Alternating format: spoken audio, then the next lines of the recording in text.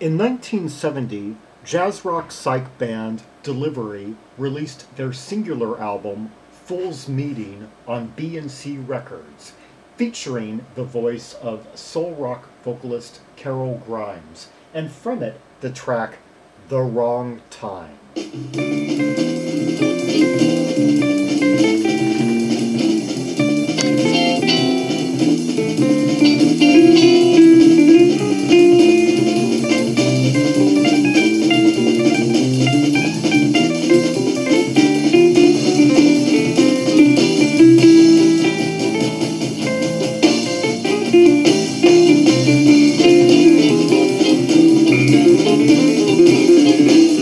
It's the wrong time. Feel as I do now. Yeah, it's the wrong time to cry as I do now. Oh, it's all over. Oh, you show me how.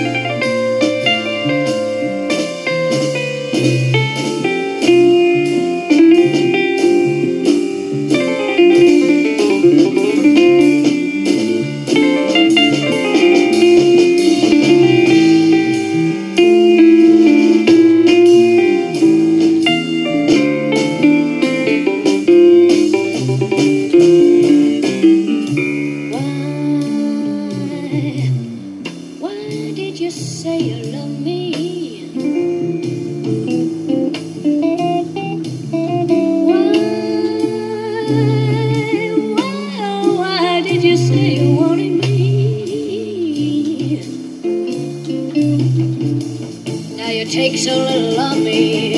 Ain't no use me hanging around. Oh, my own fault. The way you treat me like you do. And it's my own fault. The way you treat me like you do.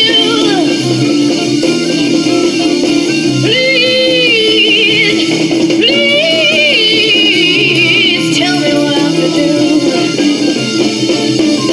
Oh, it's the wrong time, and I feel as I do now. Oh, it's the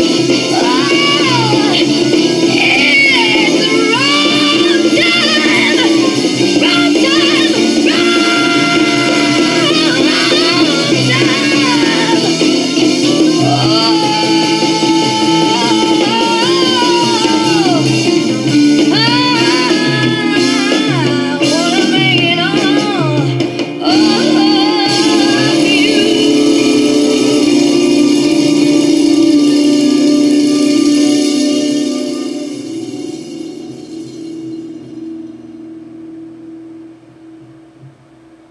Okay, that was The Wrong Time by Carol Grimes and Delivery, and it began with this rush of fluid, open cadence, torrential chords and drumming in D minor, with this upward winding bass line, creating an overall jazzy feel, some drops to A minor here and back. And then Carol comes in and gives her kind of wailing delivery.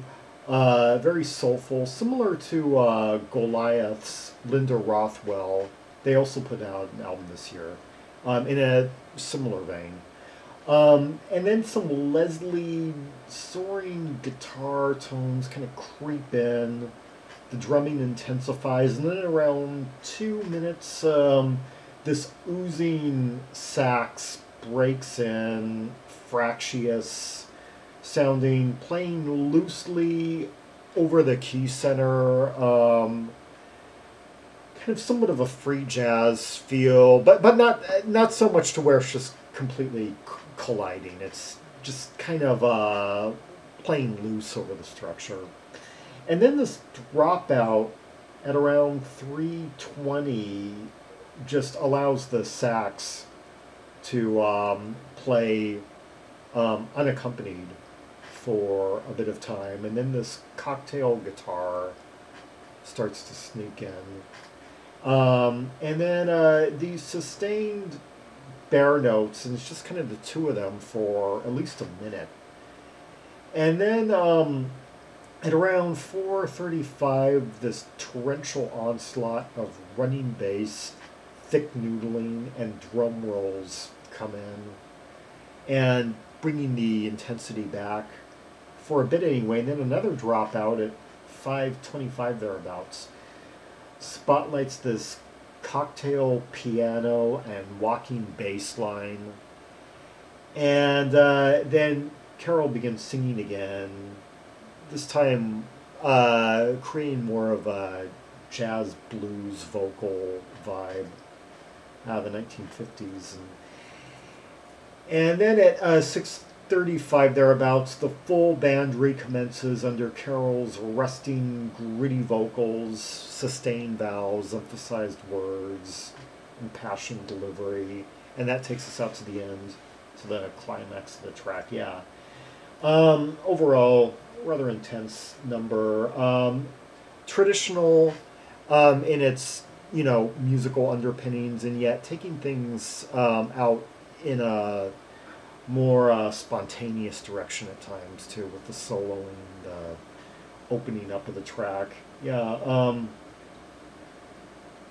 You don't get many tracks tracks in this vein that are simultaneously traditional and yet open to elements of free form. And bands tended to be either experimental, avant-garde in their usage of jazz and rock, or they tended to be more traditional about it. Yeah, Carol Grimes and Delivery from their singular album released in 1970. Let's hear one more track from the album. Is It Really the Same?